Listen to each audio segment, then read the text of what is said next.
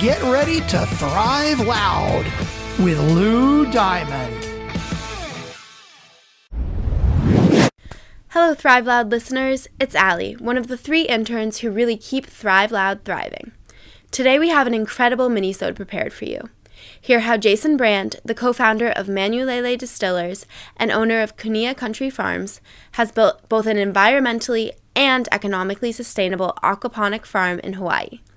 This clip will leave you feeling motivated, inspired, and maybe even wanting to try a glass of Kō Hana rum. So, without further ado, here's Jason Brand. Right. So for those who don't know, aquaponics and the farming that we chose is really aquaculture, which is the raising of fish, and hydroponic farming. And so it was neat because I basically still am doing fish tanks, and for those who are fish tank people, with algae scrubbers, or we grow produce. So basically the fish live in the water in their own tanks. They do what fish do, like what they would do in a river, right. And all that effluent goes into the root structure of the plants we raise. And we mostly raise lettuces and leafy greens. And those plants take up all the nutrients and use it as their fertilizer source. And in return are giving clean water back to the fish. Wow. So that farm, Kunia Country Farms, is 7 years old.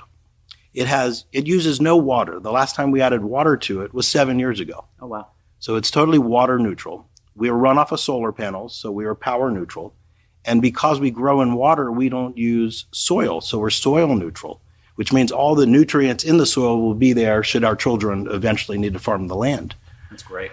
And so with that, we make, almost 500,000 heads of lettuce a year right now. Excellent. And you're exporting just to Hawaii, or it's also going to the mainland as well? So we just do Hawaii, because remember the idea that we were trying to solve for was to increase Hawaii's food supply so that it can make it more than 3 days in the event something disastrous happens.